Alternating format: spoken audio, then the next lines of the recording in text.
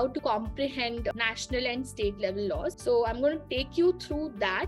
This is available on your LMS portal. This is how it looks like. You can just type on your portal how to comprehend national and state level law. You will find this chapter. Okay, so what will we understand? Okay, the intention of this chapter is basically to get you started. Okay, the labor law framework in India, like I said, it's very diverse and the volume is very high. Okay, so how do you go about it? We're going to understand that. First things first. Okay, so let us try and understand which are the laws which are applicable to your organization. Okay, great. Why don't you open up tabs in your laptop screen right now and go to the state government website country. Let's try and understand. So the first step to go and identify which laws are applicable to you, just simply go to the labor law state government website. Like we have linked it for Maharashtra here. So I'm going to jump to open up the Department of Labor in your respective state. Okay, do that. And here, if you see, you will understand everything. You will go to home. Okay, just see which is the Department of Labor, open it up. Okay, you have quick links. So which are the central act, which are the government resolutions that you have, what are the circulars that are floated, everything which is related to the state here is mentioned here. Okay, so what are the services that you will find here, the media gallery, just go to home and all relevant things will be mentioned here. Okay, for example, the notification that has come out for occupational health and safety code, just click on this and you know this is specifically for Maharashtra. Okay, every state that you are in will have certain acts and rules. Okay, so I have just clicked on acts and rules, and if you see, I get all applicable acts and rules, and whichever is specifically applicable to Maharashtra is also mentioned here. For example, if you see serial number 1617, it says Maharashtra Domestic Workers Welfare Board, Maharashtra Private Security Guards Act. Okay, so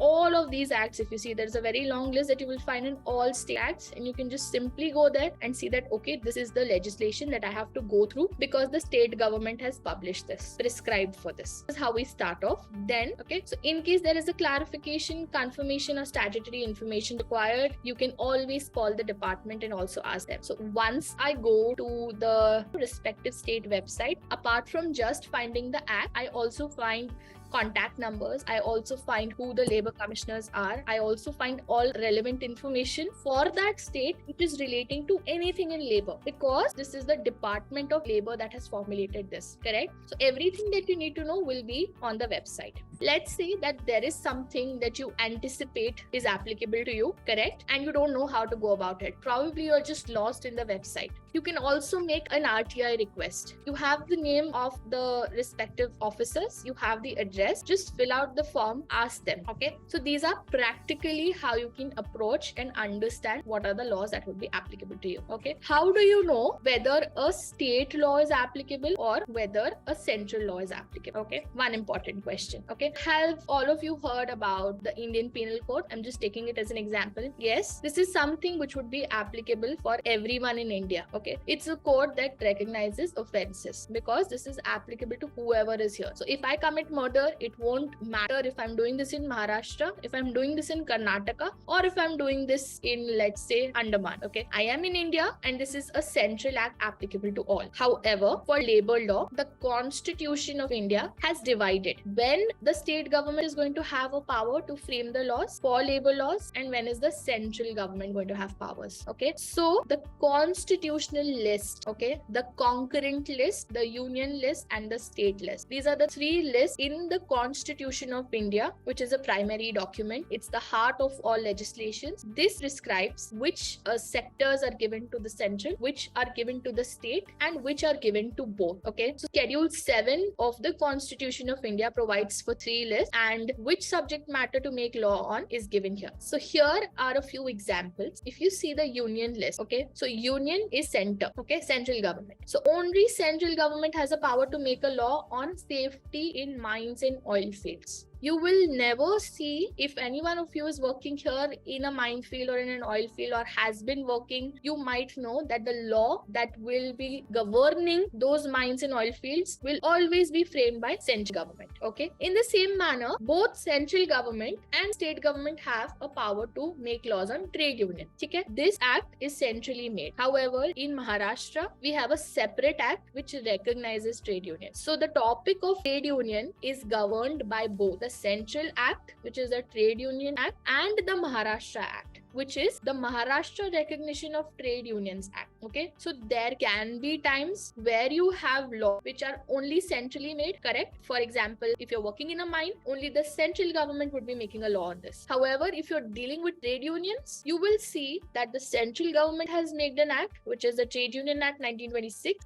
and in Maharashtra, there is an act which is Maharashtra Recognition of Trade Union, which prescribes additional regulations that have to be done only in Maharashtra. Okay, so this is the concurrent list given under Schedule 7 of the Constitution of India, which gives power to both the governments to frame laws. Okay, if you want to understand which is the applicable law to your organization, you need to understand whether the state government is making laws, whether the central government is making laws, or whether both are making laws.